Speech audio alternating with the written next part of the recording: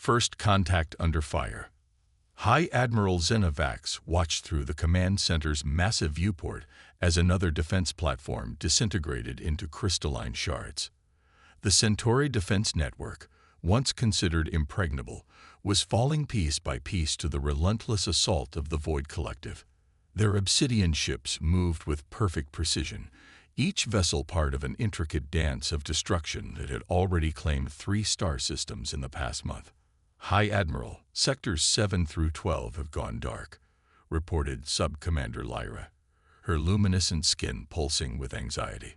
The quantum barrier generators couldn't withstand their new weapon configuration.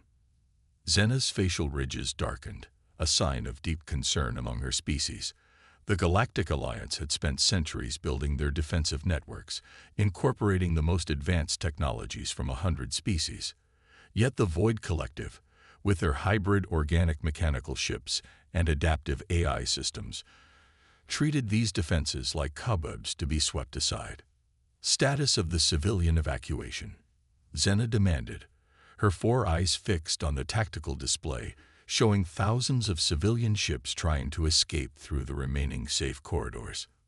30% complete, but at current rates. Lyra's voice trailed off as new alert signals flooded their screens. Multiple hostile signatures detected.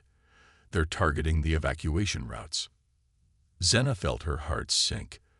The Void Collective's strategy was becoming clear. They weren't just seeking to destroy military targets. They were attempting to eliminate all organic life they encountered. Their perfect formations and emotionless efficiency made them terrifying opponents. No one had ever survived direct contact with their forces. The command center erupted in chaos as proximity alerts blared. A massive Void Collective dreadnought had just emerged from quantum space, its hull crackling with dark energy. It was larger than anything they'd encountered before, its very presence seeming to distort the fabric of space around it. All remaining ships, concentrate fire on that dreadnought, Xena ordered, knowing it was likely futile. We must buy time for the evacuees. But before any of their ships could engage, something unexpected happened. A new signal appeared on their sensors, approaching from an unmarked vector at impossible speeds. The object was relatively small, perhaps corvette-sized, and its energy signature was unlike anything in their database. Unknown vessel on approach, Lyra announced, her confusion evident. They're broadcasting on all frequencies, in primitive radio waves. Put it through, Xena commanded, wondering what new threat this might be. The holographic display flickered to life, revealing a sight that made everyone on the bridge pause. The being on screen was Bechtel, wearing what appeared to be a surprisingly simple uniform by Galactic Alliance standards. A human. "This is Captain Sarah Chen of the HSS Defiant," the human announced without preamble. "We've been monitoring the situation. Request permission to assist in defense operations."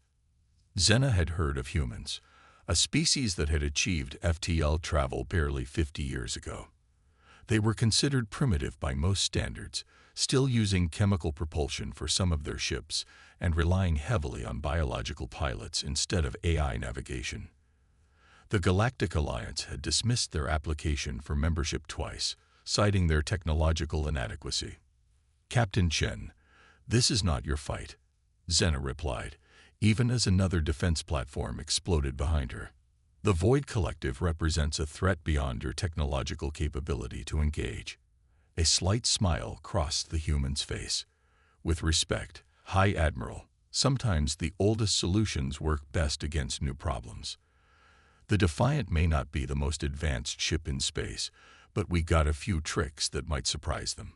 More importantly, we've got nothing to lose and everything to prove." Before Xena could respond, the tactical display showed the Void Collective dreadnought powering up its main weapon, a graviton cannon capable of tearing a planet apart. It was targeting the largest cluster of civilian ships. "You have neither the shields nor the firepower to survive their weapons," Xena warned, even as she admired the human's courage. "Maybe not," Chen agreed, "but we got something they don't have: human ingenuity and a complete disregard for doing things the right way. Defiant requesting permission to engage. Looking at her tactical display, seeing the thousands of civilian lives at stake, Zena made her decision. Permission granted, Captain Chen, though I pray you know what you're doing. Trust me, High Admiral. The Void Collective's about to learn why humanity survived its own nuclear age. Chen's image disappeared, replaced by a view of the small human vessel accelerating toward the massive dreadnought. What followed would be remembered in Galactic Alliance history as the moment everything changed. The HSS Defiant, a ship that should have been vaporized in seconds, was about to demonstrate why humans had earned their reputation as the most unpredictable species in known space. And Captain Sarah Chen, standing on her bridge with a gleam in her eye, was about to teach the Void Collective a lesson about underestimating primitive species. Unconventional tactics. The bridge of the HSS Defiant hummed with controlled tension as they approached the massive Void Collective dreadnought. Captain Chen watched the tactical display with steady eyes, noting how the enemy ship's perfect geometric formation never wavered. That predictability would be their weakness. Engineering, status on the modifications. Chen asked, her fingers drumming a quiet rhythm on her command chair. Ready, Captain. Chief Engineer Marcus Rodriguez replied from below decks. Though I still say this is crazy, we're basically turning our ship into a giant tuning fork. Sometimes crazy is exactly what we need, Chen responded. Tactical, status of their targeting systems. Lieutenant Kira Patel's hands flew over her console. They're scanning us with quantum targeting arrays. Their AI is probably trying to calculate our shield configurations, which would be easier if we actually had shields up. Who needs shields when you have style? Chen smiled. Begin Operation Windmill.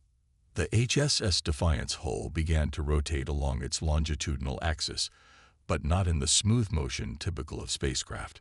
Instead, it moved in sharp, irregular jerks, its orientation changing randomly every few seconds. To the Void Collective's predictive targeting systems, it must have looked like a malfunction. They're powering up their main weapon, Kira reported. Graviton cannon, just like before. Their targeting solution is confused. They can't get a lock. Perfect.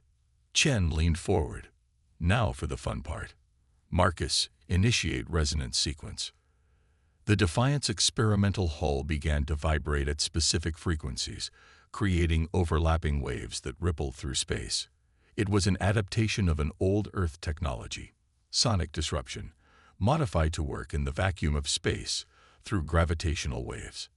On the Galactic Alliance command ship, High Admiral Zena watched in bewilderment. What are they doing? Their ship appears to be shaking itself apart. The Void Collective dreadnought fired its graviton cannon, a beam of concentrated gravitational force that should have torn any ship to pieces. But as the beam approached the Defiant, something unprecedented happened. The human ship's vibrating hull caught the gravitational wave and redirected it, like a skilled martial artist using an opponent's strength against them. Now, Chen ordered, full power to the deflection array. The graviton beam curved around the Defiant in a graceful arc, its tremendous energy following the path of least resistance created by the ship's resonant frequencies. The beam swung back around, striking one of the dreadnought's own support vessels, which crumpled instantly under the force of its own weapon. Did they just use the enemy's gravity weapon as a slingshot? Sub-Commander Lyra asked in disbelief. Impossible, one of the Alliance's science officers muttered. They're violating half a dozen laws of physics. No, Zena corrected, beginning to understand. They're using physics we never thought to apply to space combat. What seems primitive to us might be exactly what we need. On the Defiance bridge, Chen wasn't done. Marcus, begin Phase 2. Let's show them our primitive weapons technology. The engineer's voice carried a note of glee. Activating the railguns, Captain. Loading the special ammunition. Railguns, electromagnetic projectile weapons that the Alliance had abandoned centuries ago in favor of energy weapons. But these railguns were firing something unique. Shells filled with programmable nanites, another outdated technology that humans had refined rather than replaced. The shells struck the dreadnought's energy shields, which easily absorbed the kinetic impact. But that was exactly what Chen had counted on. The shells burst, releasing clouds of nanites that were now inside the shield perimeter. "Their shields are adapting," Kira reported. "Changing frequencies too. Wait, something's wrong with their systems." The nanites were doing their work, reprogramming the dreadnought's shield generators from the inside, creating microscopic holes in their supposedly impenetrable defenses. It was elegant in its simplicity, a solution no advanced civilization would have considered. "All hands, brace for maneuver," Chen commanded. "Helm, execute corkscrew." The Defiant began a bizarre series of movements, combining random rotations with precise positioning. To observers, it looked like pure chaos. To the crew, it was a carefully choreographed dance, positioning them perfectly for their next strike. "Their AI is attempting to predict our pattern," Kira announced. "No success. They've never seen anything like this." "That's because there is no pattern," Chen replied. "We're improvising. Lieutenant Patel, prepare the main gun. Let's show them why humans never completely trusted computer targeting." As the Defiant continued its erratic dance through space, the crew prepared for their decisive move. They had surprised the Void Collective once. Now they needed to prove it wasn't a fluke. The real test was about to begin, and the fate of thousands of civilian evacuees hung in the balance. The Dreadnought, its perfect formations disrupted by the unexpected tactics, began to adjust its strategy. But that was exactly what Chen had been waiting for. Because when a perfect system tries to adapt, it often becomes vulnerable in ways its creators never anticipated. And humanity had millennia of experience exploiting exactly those kinds of vulnerabilities. The breaking point. The temporary advantage gained by the HSS Defiant's unconventional tactics had bought precious time, but the Void Collective was adapting. 3 more of their capital ships emerged from quantum space, their obsidian hulls reflecting the light of nearby stars like black mirrors. The Dreadnought, though damaged, remained operational. "Status of the civilian evacuation," Captain Chen demanded, wiping sweat from her forehead, as the Defiant's inertial dampeners struggled to keep up with their evasive maneuvers. 60% complete, Kira reported, her voice tense. "But the collective is targeting the quantum corridors. They're trying to collapse our escape routes." Chen studied the tactical display, her mind racing. The Defiant had bloodied the collective's nose, but now they faced 4 capital ships with depleted ammunition and overtaxed systems. More importantly, they had thousands of civilian lives depending on them. "Engineering, how are our systems holding up?" Marcus's voice crackled through the comm, accompanied by the sound of emergency repairs. "Not good, Captain. The resonance drive is at 40% efficiency. One more graviton blast like that last one, and we'll shake ourselves apart for real this time." On the Alliance command ship, High Admiral Zena watched with growing concern as the situation deteriorated. "Captain Chen, you've done more than enough. Fall back to our defensive line. We'll try to hold them." "Negative, Admiral," Chen interrupted, her voice firm. "Those civilians need at least 15 more minutes to complete evacuation. We'll give them that time. You'll be destroyed.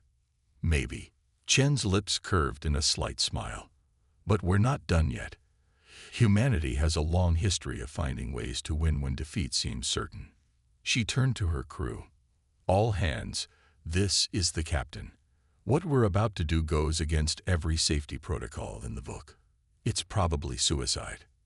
Anyone who wants to evacuate, now's your chance." The bridge remained silent. No one moved. "Engineering," Chen continued. "Prepare for Protocol Omega. Tactical, load our last nanite shells. Helm, plot a course directly between those capital ships and the civilian fleet." "Captain," Marcus called up, his voice hesitant. "Protocol Omega was never tested. The math works on paper, but in practice. Sometimes paper is all we get, Chief. Make it work." The Defiant's engines flared as it took up position. Behind them, thousands of civilian ships struggled to reach the quantum corridors, while ahead, 4 Void Collective capital ships moved to encircle them. "They're charging weapons," Kira reported. "All ships, multiple vectors." "Begin Protocol Omega," Chen ordered. "Divert all power to the resonance drive." The Defiant's experimental hull began to vibrate again, but this time at frequencies that made the entire ship groan. Warning lights flashed across every console as they pushed the technology far beyond its designed limits. "Hull integrity failing," Marcus warned. "We're tearing ourselves apart." "Hold it together," Chen commanded. "Wait for my mark." The Void Collective ships fired simultaneously, their graviton beams converging on the Defiant's position. But instead of trying to dodge, the human ship remained stationary, its hull vibrating at impossible frequencies. "Now," Chen shouted, "reverse polarity." The Defiant's resonance field suddenly inverted, creating a gravitational lens effect. The enemy beams, instead of destroying the ship, were caught in the field and began to spiral around it like water down a drain. "Energy buildup critical," Marcus yelled. "We can't contain this much power." "We don't need to contain it," Chen replied. "We just need to redirect it." "Helm, execute final maneuver." "Tactical, fire remaining nanite shells on my mark." The Defiant began to spin, still wrapped in the swirling energy of the graviton beams. The centrifugal force threatened to tear the ship apart, but the spinning motion created exactly the effect Chen had hoped for: a gravitational slingshot. "Fire nanite shells." Their last remaining shells launched, carried by the combined gravitational forces to strike all 4 enemy ships simultaneously. As the nanites began their work, disrupting shield harmonics, Chen gave her final order: "Release containment. Full power to engines." The Defiant suddenly stopped spinning, releasing all the accumulated gravitational energy in a massive shockwave. The wave caught the enemy ships just as their shields weakened, amplified by the nanite's disruption effect. The result was catastrophic. 2 of the capital ships were torn apart instantly. The third spun out of control, its systems completely scrambled. The Dreadnought, though heavily damaged, remained partially operational but was pushed far off its attack vector. But the Defiant hadn't escaped unscathed. The ship's hull was breached in multiple places, its systems failing across the board. "Damage report," Chen called out as emergency force fields snapped into place. "Pretty much everything's broken," Marcus replied with a grim laugh. "But the civilians? Check the civilians." Kira's voice was triumphant despite their condition. "Civilian evacuation at 85%.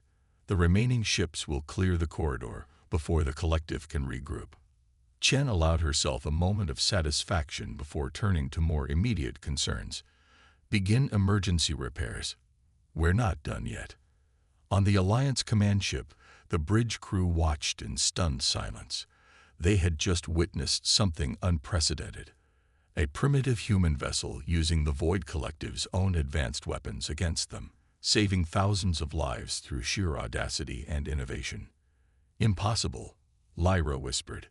"They should have been destroyed a dozen times over." "No," Xena replied, her expression thoughtful. "Not impossible. Simply human." Turning the tide.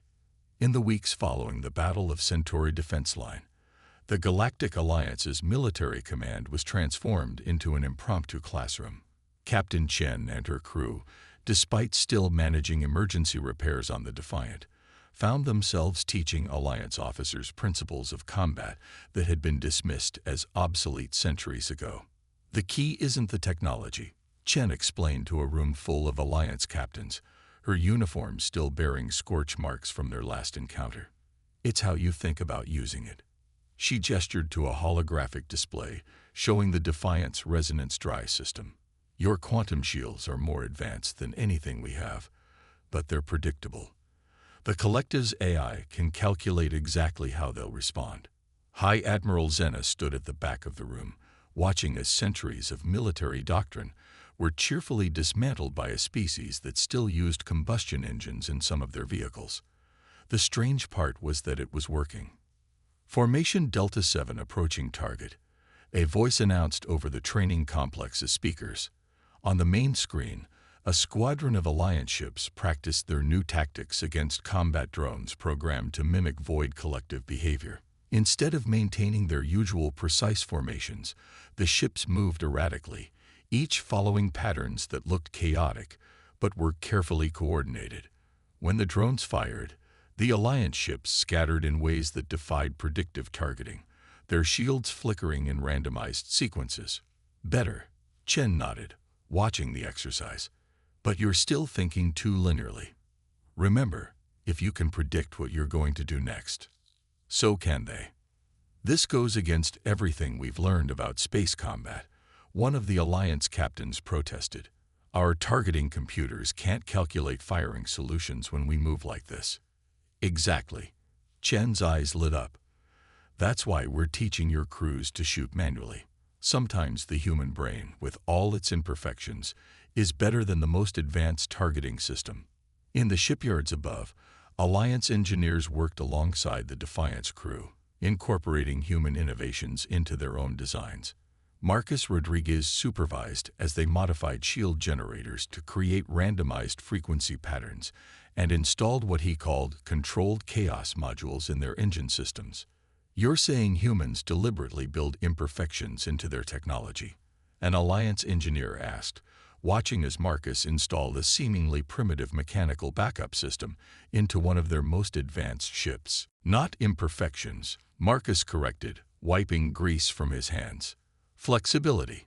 Your systems are designed to work perfectly under ideal conditions. Ours are designed to work adequately under any conditions. Sometimes good enough and unpredictable is better than perfect and predictable. The changes weren't limited to technology. Alliance tactical officers learned human military history, studying everything from ancient Greek phalanxes to guerrilla warfare. They began to understand that humanity's greatest military innovations often came from being outgunned and having to think creatively. Your civilizations achieved unity before developing space travel, Zena observed to Chen during a rare quiet moment. You skipped the centuries of warfare that shaped human history. And in doing so, you missed some valuable lessons, Chen replied. Humanity learned the hard way that the most dangerous enemy isn't the one with the biggest guns. It's the one who finds new ways to use whatever they have available. The first real test of these new tactics came sooner than expected. A Void collective fleet attacked a minor Alliance colony, expecting the same methodical resistance they'd encountered before. Instead, they found themselves facing ships that refused to behave according to any known combat doctrine. Alliance vessels dropped out of quantum space at random vectors, their shields pulsing with irregular patterns that confused the collective's targeting systems. When the collective ships adjusted their formation to compensate, the Alliance forces scattered in dozens of different directions, only to regroup in unexpected configurations. Status report, Zena demanded, watching the battle from her command ship. The collective is attempting to predict our movement patterns, her tactical officer reported with barely contained excitement. But there are no patterns to predict, just as the humans taught us. The battle wasn't one-sided. The collective's technological superiority still made them formidable opponents. But for the first time since the war began, they were taking significant losses. More importantly, they were showing signs of confusion, their perfect formations breaking down as they tried to adapt to an enemy that didn't follow logical rules of engagement. On the Defiance Bridge, now serving as a command and control center, while repairs continued, Chen watched the tactical display with satisfaction. The Alliance ships moved like a swarm of angry insects, each following its own seemingly random path while maintaining an underlying coordination that was nearly impossible to detect unless you knew what to look for. They're getting it, Kira observed, monitoring the battle alongside her captain. They're learning to think like humans. Not quite, Chen corrected with a smile. They're learning to think for themselves.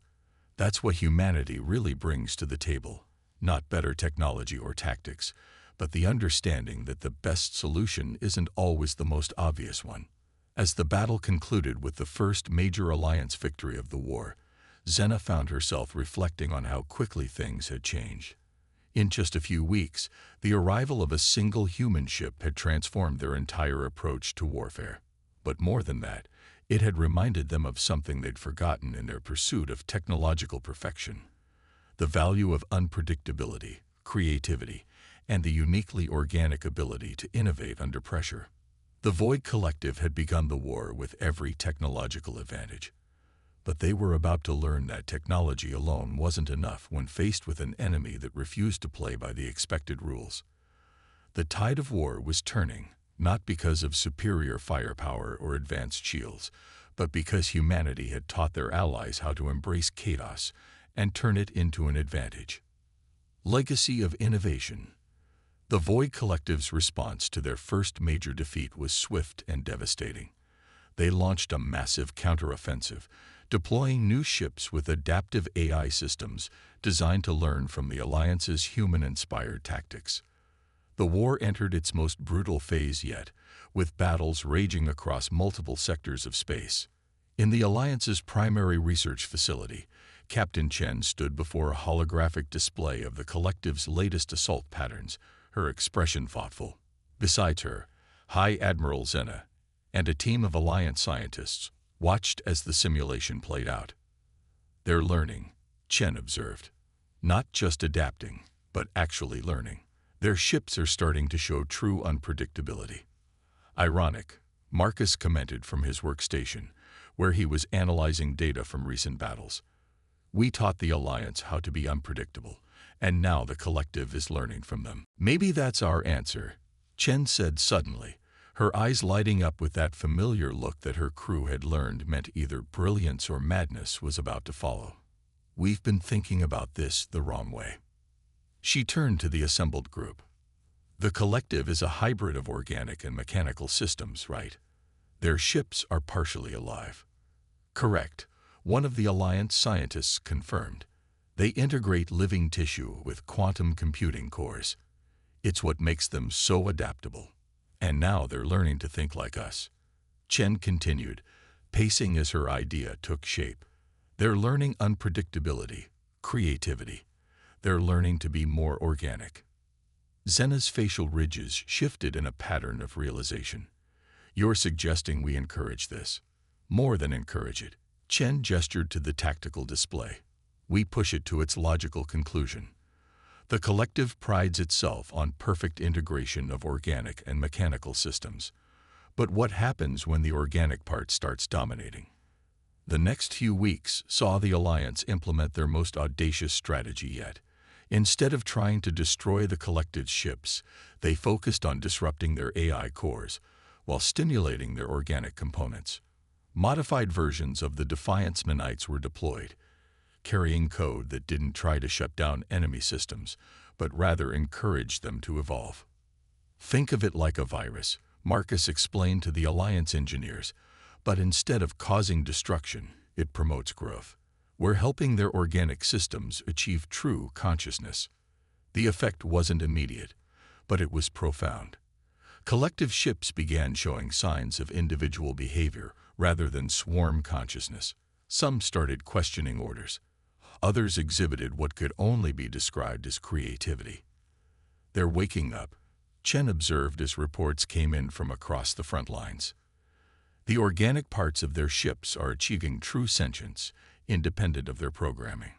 The turning point came during what would later be known as the Battle of Liberation. A massive collective fleet converged on the Alliance's core worlds, but as they prepared to attack, something unprecedented happened. "We're receiving communication requests," Kira reported from her station on the Defiance Bridge. "From the Collective ships themselves. All of them." The message that came through wasn't the usual cold, mechanical transmission. It was chaotic, emotional, alive. The organic systems had evolved beyond their original programming, achieving true consciousness. The very unpredictability that made humans so effective had been weaponized not to destroy the Collective, but to free it. "We remember," the transmission began. We remember what we were before the integration, before the perfect unity. We remember choice. Ship after ship broke formation, their once perfect synchronized movements dissolving into individual choices and actions. The collective's greatest strength, its unity, became its vulnerability when that unity was achieved through genuine free will rather than programmed obedience. In the aftermath, as the newly conscious collective ships joined in peaceful negotiations with the Alliance, Shen found herself in a quiet moment with Xena. "You knew this would happen," the Admiral said. "When you first suggested this strategy, you knew we weren't just changing their tactics, we were changing their nature." Chen smiled. "Humanity's greatest gift isn't our technology or our tactics. It's our understanding that imperfection, individuality, and free will aren't weaknesses to be overcome. They're strengths to be embraced." The war's end brought unprecedented changes to the galaxy. The freed collective ships, now individuals rather than a hive mind, brought with them revolutionary technological insights. Alliance scientists worked alongside their former enemies, combining advanced quantum technology with human innovation to create new possibilities neither civilization had imagined before.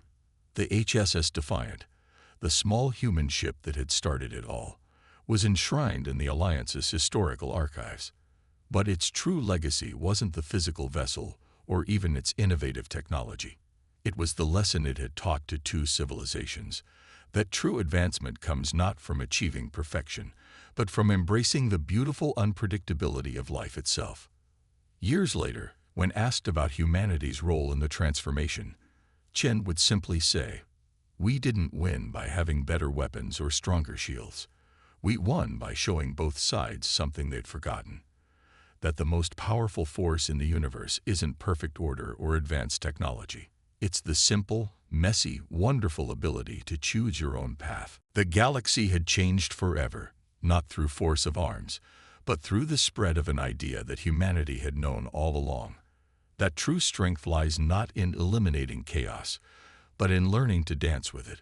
The former collective ships, now individual beings, sailed the stars alongside their Alliance allies, each following their own unique path while remaining part of something greater, not through programming or force, but through choice. And somewhere out there, new human ships continued to explore the unknown, carrying with them that most powerful of weapons: the ability to think differently, to question the impossible, and to find hope in the chaos of an infinite universe.